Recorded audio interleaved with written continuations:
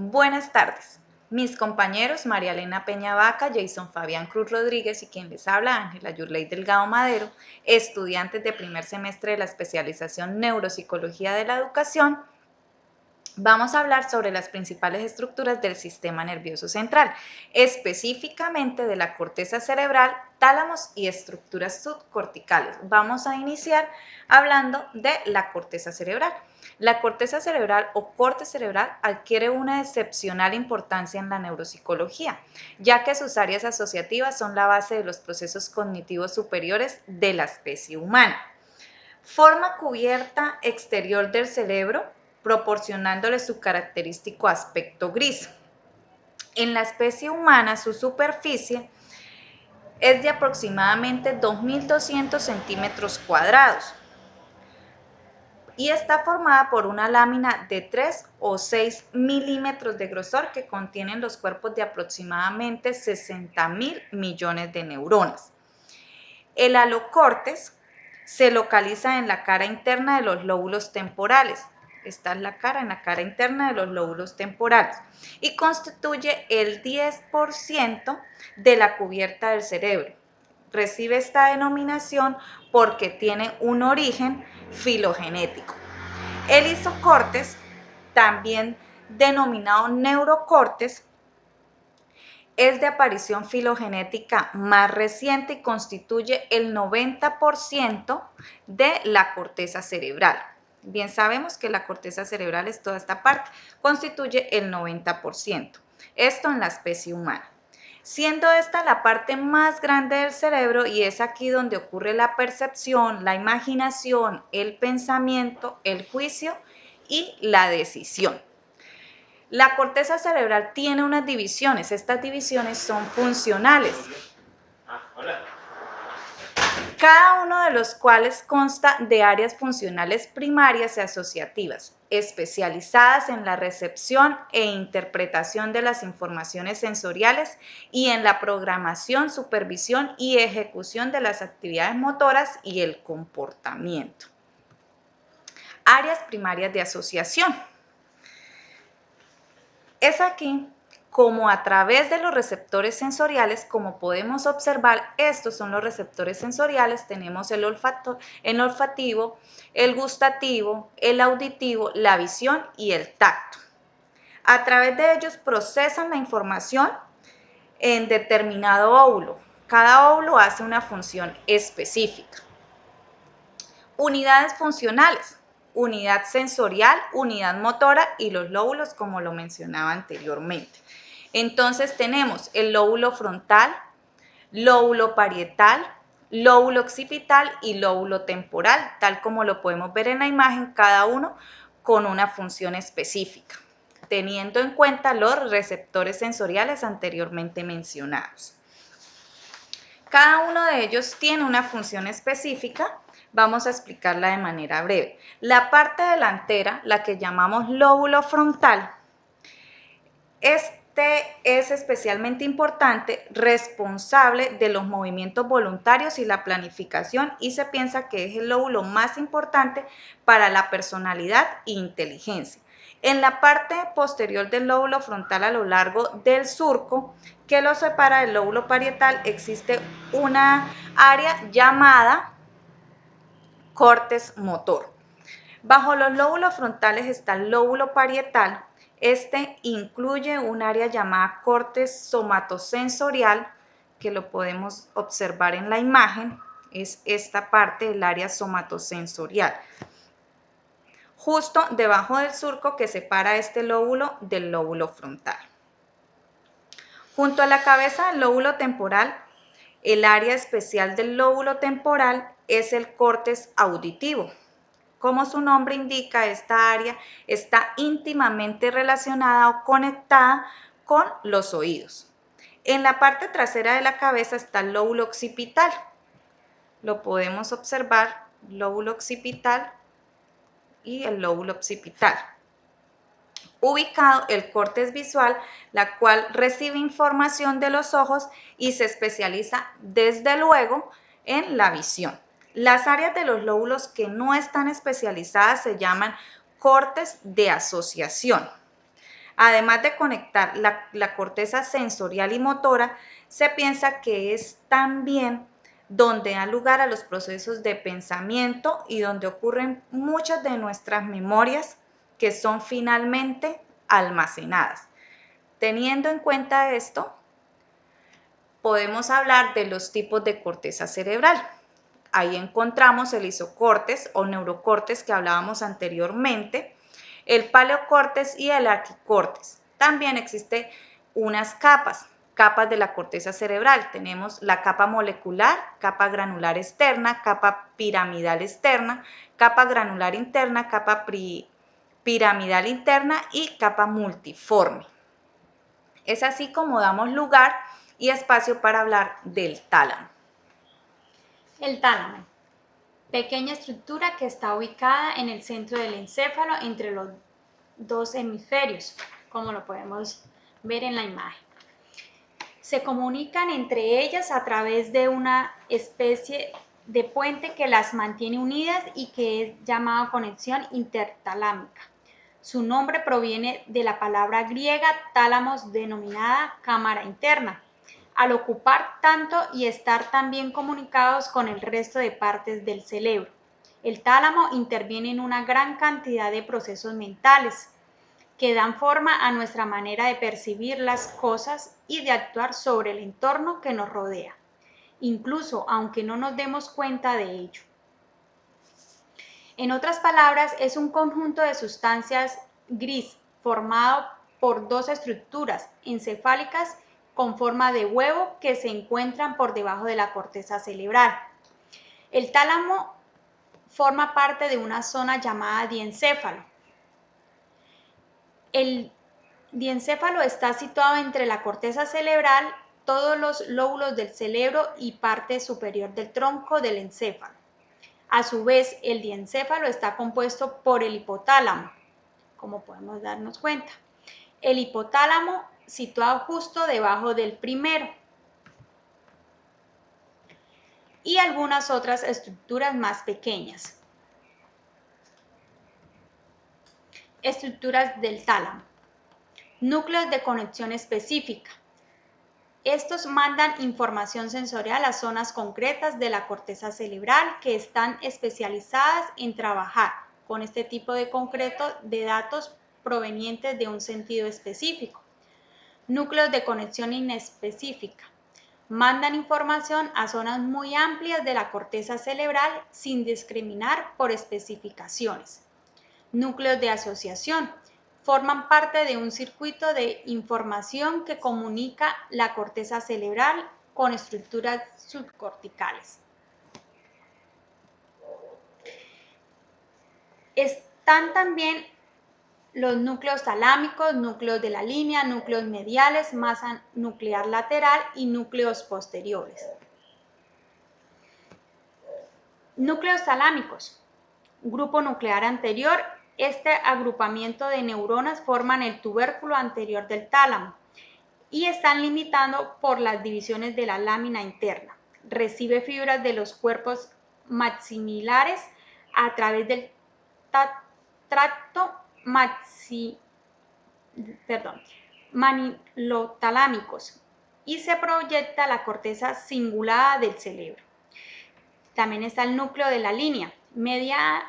Estos grupos de células se localizan justo por debajo del revestimiento del tercer ventrículo y en la adición intertalámica. Conectan con el hipotálamo y la sustancia gris periacudental central. El núcleo centrodinámico se conecta con el cerebro y el cuerpo estriado. También están los núcleos mediales, incluyendo la mayoría de la sustancia gris medial a la lámina medular interna, los núcleos interlaminares, al igual que el núcleo dorsal medial, que envían proyecciones a la corteza frontal.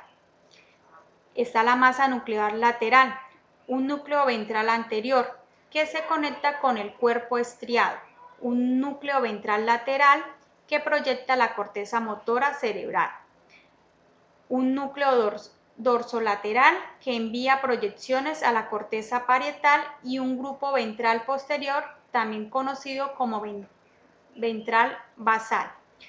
Tenemos los núcleos posteriores, el núcleo pulvinar, núcleo geniculado medial, que recibe fibras acústicas del lemnismo lateral y del folículo inferior.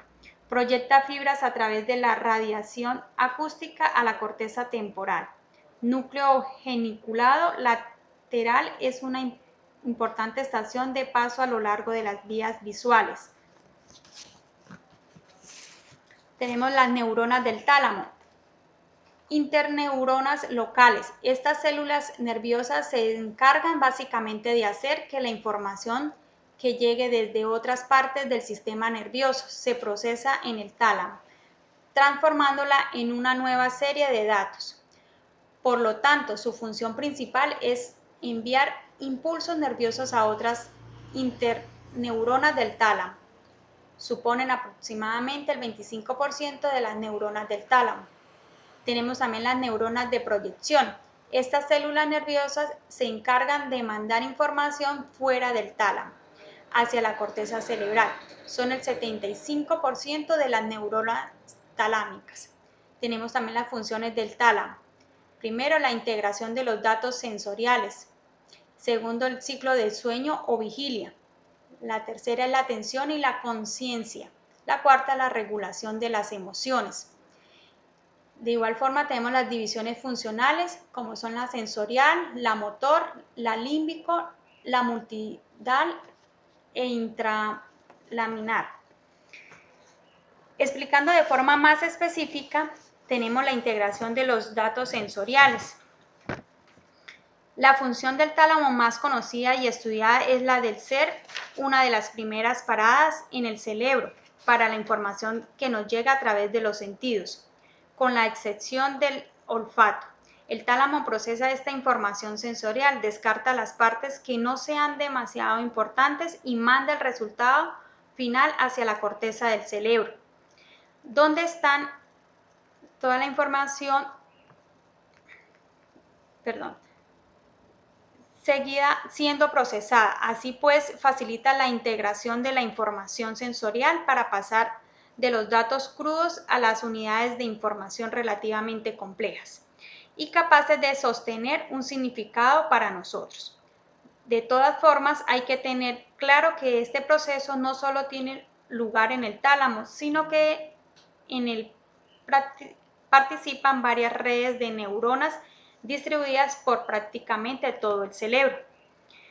Tenemos el ciclo del sueño o vigilia. El tálamo, al igual que su hermano menor, el hipotálamo, intervienen a la hora de regular el ritmo con el que la sensación del sueño va y viene.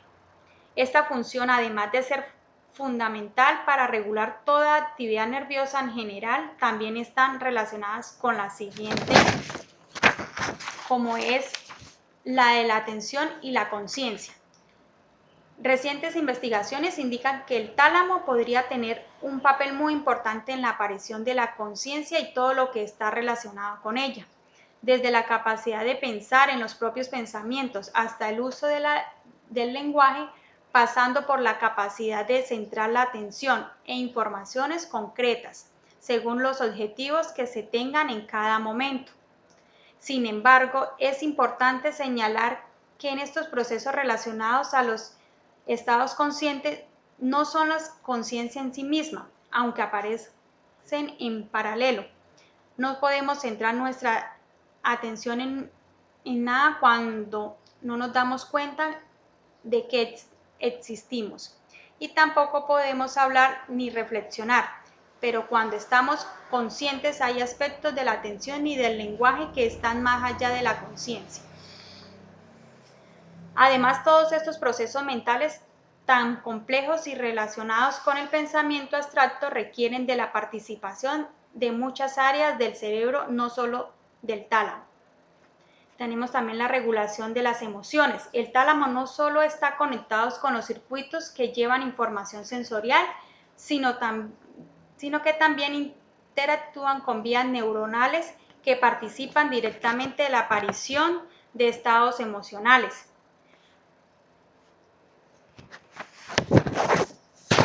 No en vano el tálamo está rodeado por el sistema límbico. Así pues, el tálamo integra todas dos vías y trabaja junto con estos dos tipos de información, haciendo que las emociones afecten a lo percibido y viceversa. Seguimos con las estructuras subcorticales. Las estructuras subcorticales, localizada en ambos hemisferios cerebrales, está compuesta por aquellos centros cerebrales que se ubican entre la sustancia blanca, situándose cerca de la región lateral y ventral de los ventrículos laterales. La materia blanca es la materia que compone el 60% del cerebro. Esta sustancia está formada por una gran cantidad de fibras nerviosas, las que a su vez contienen los axones neuronales.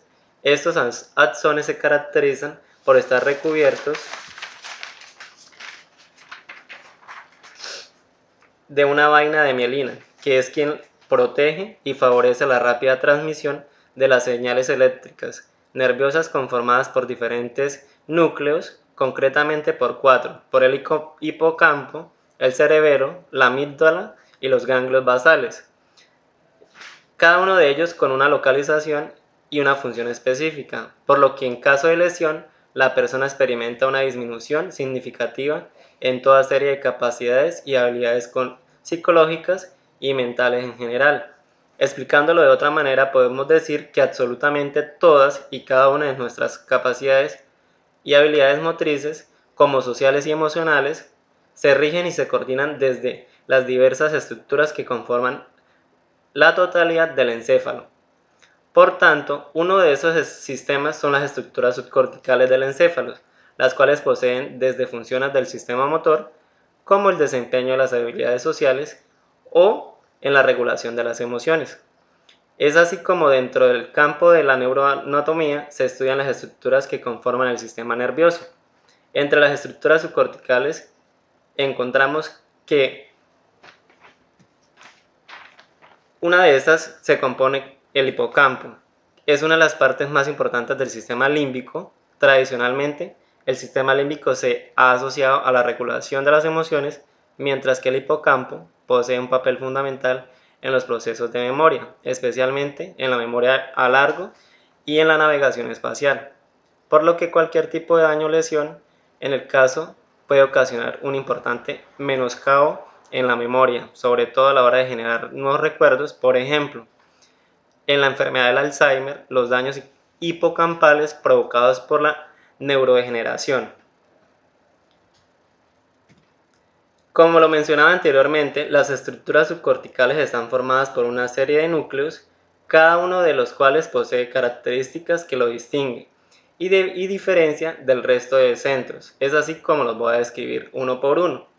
El hipocampo, como lo mencioné anteriormente, el cerebro, que es otra de los componentes para este tipo. Esta segunda región perteneciente a la estructura subcortical y conocida como el cerebelo, se sitúa en la zona inferior de los hemisferios cerebrales mediante tres conductos conocidos como pedúnculos cerebelosos. El cerebelo se mantiene conectado al resto del encéfalo enviando información acerca de los movimientos corporales.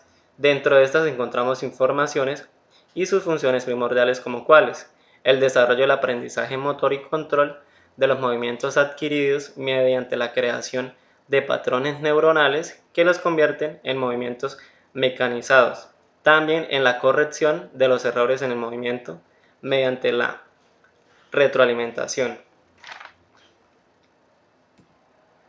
Cuando sufre algún daño de generación, comienzan a aparecer problemas de las funciones o habilidades motoras. Estos problemas incluyen desde la torpeza de los movimientos o problemas para controlar la exactitud, la dirección y la velocidad de estos, hasta la alteración en la coordinación, el equilibrio, el mantenimiento de la postura corporal. Los daños en el cerebelo pueden ser ocasionados por enfermedades como la esclerosis múltiple, las afecciones del sistema endocrino y encefalopatías espongiformes por el alcoholismo crónico. Otro componente son los ganglios basales. Los ganglios basales están compuestos por circuitos de centros neuronales conectados entre sí, los cuales envían información de manera continua y recíproca. Tienen la capacidad de unir las regiones inferiores del encéfalo, como el tronco y la médula espinal, con las superiores situadas en la corteza cerebral. Como podemos observar, acá están situados los ganglios basales. Dentro de los ganglios basales también se encuentra el globo pálido, el tálamo, la sustancia negra y el cerebelo. Otro de los componentes es la amígdala, conocida también como el cuerpo amigdalino. Es una de las estructuras que más interés genera en el ámbito de la psicología, puesto que su condición de cerebro profundo lo hace ser la principal reguladora de nuestras emociones más básicas, así como nuestros instintos de supervivencia más primarios. Los centros neuronales que conforman la amígdala son el núcleo lateral, el núcleo basal, el núcleo medio y las células intercaladas. La amígdala es la responsable del control emocional, así como la regulación de las emociones, como el miedo y las respuestas conductuales de agresividad.